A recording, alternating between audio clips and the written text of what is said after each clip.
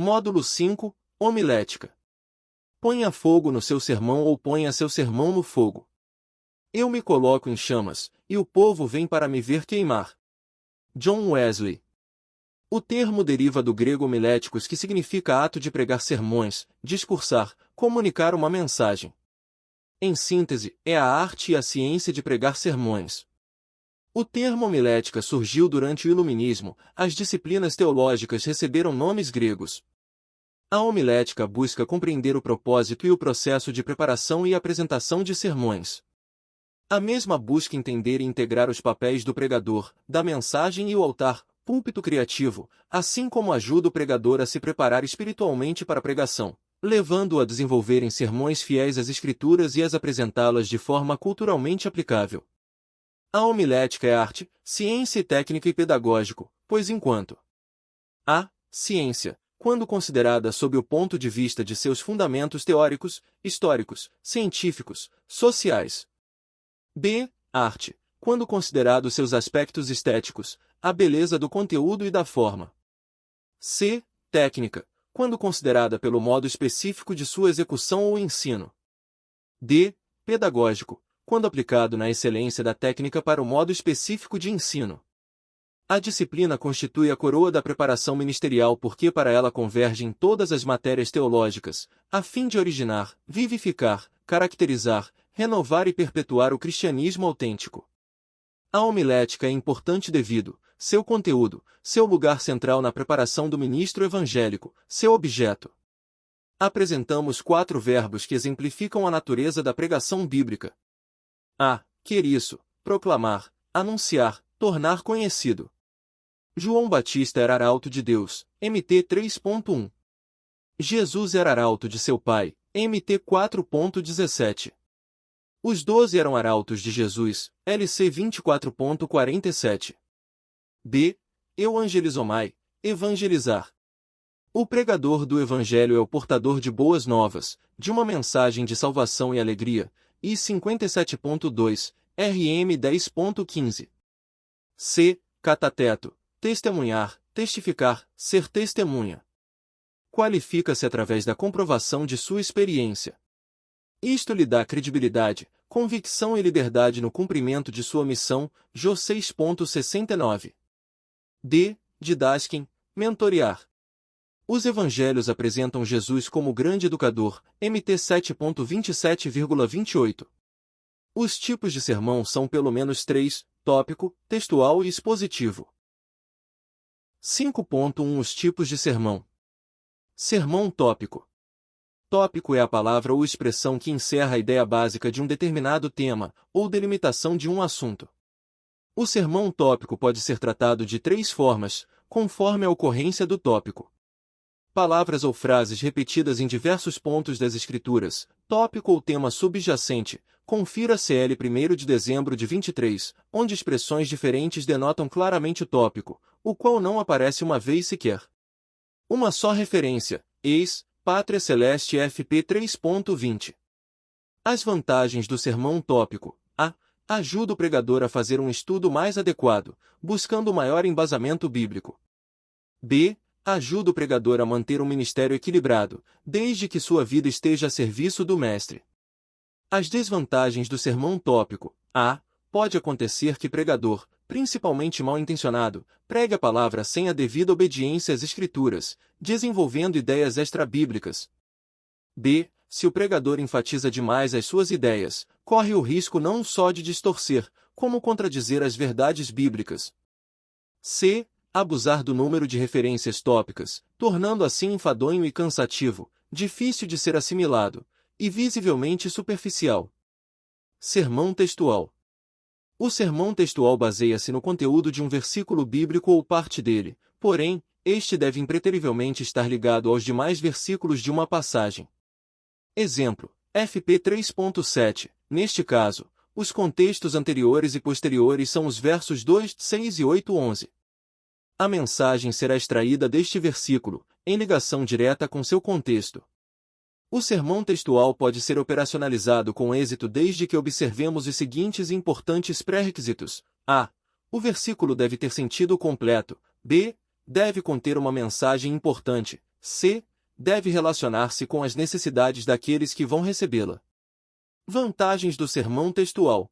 A. Objetividade. Pode ser pregado em pouco tempo sem cansar os ouvintes. B. Tem sempre um ponto central, palavra ou frase, que chama a atenção dos ouvintes. C. Seu conteúdo é fácil de ser assimilado e guardado, devido ao pouco material contido. Desvantagens do sermão textual. A. Ignorar o contexto, fantasiando o significado do versículo. B. Fornecer o significado do versículo base do sermão. C. Não proporcionar uma visão global do contexto, empobrecendo a mensagem. Sermão expositivo. É baseado num trecho ou passagem bíblica, desde que contenha mais de um versículo, pode abranger mais de um parágrafo, desde que as ideias estejam interrelacionadas. Eis, HB 12.13, a partir do texto de Hebreus, observamos que a. O clímax do verso 1 deve ser o ponto de partida para a exposição de toda a passagem. B. Este tipo de sermão fica adstrito ao seu contexto imediato. C. O texto sempre deve trazer a ideia central do trecho estudado. Vantagens do sermão expositivo. A. É um trabalho de conteúdo mais rico, pois tem por base um trecho e uma passagem, de no mínimo um parágrafo. Seu próprio conteúdo às vezes fornece o contexto imediato. B. É um sermão bíblico por excelência, estimulando os ouvintes ao estudo das Escrituras, dada a sua riqueza e conteúdo. Desvantagens do sermão expositivo. A. Por causa da quantidade de material a ser exposto, pode cansar os ouvintes pelo longo tempo de pregação. B. Devido à grande quantidade de material a ser exposto, falta tempo para a aplicação da mensagem, prejudicando os ouvintes. 5.2 A classificação do sermão. Os sermões podem ser classificados em 1. Sermão evangelístico, destinados aos não-crentes, visando levá-los a aceitar Jesus como Salvador. 2. Sermão pastoral, visa os cristãos salvos, buscando encorajá-los nas crises da vida cristã, corrigir comportamentos desajustados e solidificar a fé evangélica. 3. Sermão didático, este procura atingir crentes e descrentes, visando ensinar-lhes todo o conselho de Deus. 4. Sermão devocional, visa intensificar nos crentes o sentimento de amorosa devoção a Deus, bem como guiá-los à expressão apropriada da adoração que o Senhor Deus merece que lhe rendamos. 5. Sermão de objetivos específicos, sermão com propósito específico para a finalidade da reunião. Contudo, antes de preparar e ministrar uma mensagem, o pregador precisa saber quais as necessidades dos ouvintes e compreendê-las. B. Saber qual a finalidade da reunião onde irá pregar. C. Fixar objetivos específicos na mensagem. 5.3 A análise textual. Como analisar o texto e contexto? Antes de apontar fontes de auxílios para o estudo de texto e contexto, precisamos fazer certas indagações que aguçam nossa curiosidade, concorrendo para uma análise mais aprofundada do assunto escolhido para a mensagem, dentre outras. As seguintes perguntas sobre texto e contexto. Quem é o autor do livro ou palavras? O que se sabe a respeito do autor? Quando foi escrito o livro? Para quem escreveu? Qual a finalidade do livro ou mensagem nela contida? Qual era a situação social do povo destinatário? Qual a localização geográfica, cultural e histórica do povo? Qual o gênero de literatura que foi empregado? 5.4 Análise de auxílios extrabíblicos. Destacamos algumas situações em que será necessário analisarmos alguns instrumentos de pesquisa. A. Muitas vezes o texto e contexto não fornecem dados suficientes para que seja feita uma análise acurada da mensagem em estudo. B. Fazer o estudo fora do texto e contexto. Vamos descobrir detalhes importantes sobre o significado de certas palavras. C. O estudo enriquece a argumentação do pregador na apresentação da mensagem, dando-lhe mais segurança. Destacamos alguns recursos imprescindíveis nesta análise, tais como a. Além do texto e contexto, um contexto maior, a própria Bíblia. Buscando em seus recursos internos tais como passagens paralelas, referências reais, rodapé e a própria hermenêutica. B. Outra extensão deste recurso é a concordância bíblica, onde procuraremos através de referências indicadas, situações símiles de empregos de palavras ou frases que desejamos aclarar-lhes o significado. C. esgotada a pesquisa dentro da Bíblia, recorreremos então a consultas em dicionários bíblicos diversos, traduções e várias versões da Bíblia. 5.5 Propósito das ilustrações.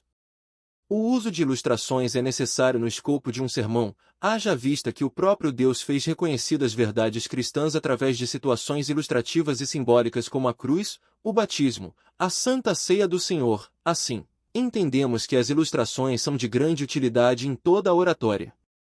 Para contextualizarmos o emprego das ilustrações, temos de adiantar algumas informações no que tange à estrutura do sermão, que será mais bem delineada a seguir. Na introdução da mensagem devem ser empregadas ilustrações com a finalidade de a. Despertar o interesse do ouvinte e ajudar na sua memorização, b. Introduzir o assunto da mensagem, c. Convencer o ouvinte de que a mensagem é importante para a vida dele. No corpo do sermão, divisões principais devem ser empregadas ilustrações que levam o ouvinte a entender ideias complexas ou conceitos de difícil compreensão com validade comprobatória, b. Descansar a mente, após um período de grande esforço e concentração, c. Reacender o interesse para continuar prestando atenção na mensagem. Na conclusão, as ilustrações visam a. Aplicar a mensagem à vida dos ouvintes, b. Desafiar os ouvintes à mudança de atitudes excitando as emoções dos mesmos, c. Ornamenta o sermão. 5.6 Critérios de ilustrações. O emprego de ilustrações tem como objetivo auxiliar a mensagem bíblica. Qualquer coisa que venha a atrapalhar deve ser evitada. Neste contexto devemos considerar os níveis socioculturais dos ouvintes, diferenças regionais, conhecimento e domínio das terminologias empregadas e outros fatores que possam dificultar o entendimento na aplicação das ilustrações. Descrevemos alguns critérios para a escolha. A. A ilustração deve ser facilmente compreendida pelos ouvintes. B. A ilustração deve estar dentro do campo de experiência dos ouvintes, quando for utilizado um fato da vida real ou história verídica. Estes devem ser verdadeiros, para que as verdades bíblicas não sejam desacreditadas. C. Quando for utilizado uma fábula, lenda ou conto fictício, deixar bem claro que não é uma história real e que interessa apenas seu respectivo fundo moral. D. Priorizar sempre o uso das ilustrações bíblicas, pois são fatos verdadeiros, além de despertar o interesse dos ouvintes em conhecê-las melhor. De conformidade com sua procedência e meios empregados para produzi-las, as ilustrações podem ser visuais, verbais e ou sonoras.